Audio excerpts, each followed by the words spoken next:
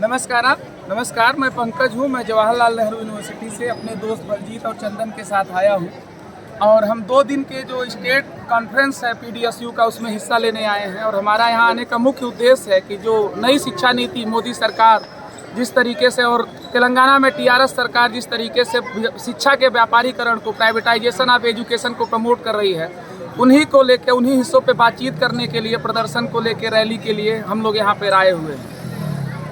जो हम लोगों का मुख्य जो डिमांड है और जो एक मुख्य कंसर्न है, मेन कंसर्न है कि किस तरीके से मोदी गवर्नमेंट हो या आपकी TRS गवर्नमेंट हो, जिस तरीके से प्राइवेट कोचिंग जैसे बैजूज को प्रमोट कर रहे हैं, जिस तरीके से एक राष्ट्र एक शिक्षा और एक एग्ज़ाम के नाम पर प्राइवेट कोचिंगों को बढ़ावा दे रहे हैं, उससे क्या होगा, उसके क्या नुकसान है, इन्हीं सब विभिन्न मुद्दों पर बात करने आए हैं। अगर इस देश में एक राष्ट्र और एक एग्ज़ाम होगा तो जाहिर सी बात है कि जो ट्यूशन है और कोचिंग है, उन्हीं के माध्यम से बच्चे, प्राइवेट यूनिवर्सिटी की तो बात छोड़ ही दीजिए क्योंकि वहाँ तो पढ़ नहीं सकते हैं, भारत का और तेलंगाना का एक बड़ा तबका, उसके बच्चे जो हैं सेंट्रल यूनिवर्सिटीज़, स्टेट यूनिवर्सिटीज़ में पढ़ाई नहीं कर पाएंगे क्योंकि उन जगहों पे एडमिशन के लिए उन्हें इंट्रेंस देना पड़ेगा, कंप्यूटर बेस्ड इंट्रेंस देना पड़ेगा, ऑनलाइन एग्ज़ाम देना पड़ेगा, जिसकी सुविधा और व्यवस्था हमारे देश में, साथ साथ तेलंगाना राज्य में, जहाँ तक कि कुछ गरीब तबके और एक बड़ी आबादी जिनको कि अपने घर को पालन पोषण करना एक मुश्किल होता है, उनको पढ़ाई लिखाई करना बहुत बड़ी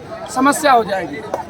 So the challenges faced by the poor families and a large section of the society will be thrown out of the schools, irrespective of their political and their social status.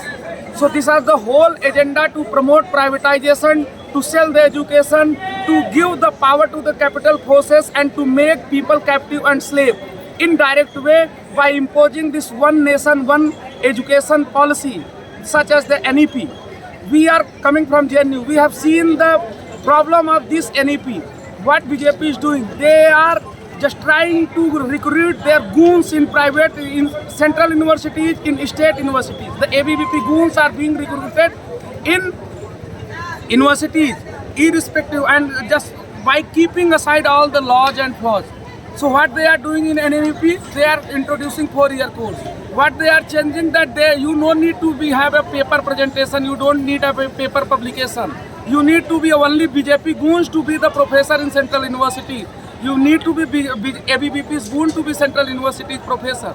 And that will definitely demolish the whole education system of India and Telangana as well. तो ये हमारी demand है और इसी सब मुद्दों पे चर्चा करने के लिए, संगोष्ठी करने के लिए, बातचीत करने के लिए और इस मुद्दे को हाईलाइट करने के लिए आज हम यहाँ पे, हमारे साथी चंदन हैं और बलजीत हैं, पंजाब यूनिवर्सिटी से उनके साथ आए हैं। बहुत बहुत धन्यवाद।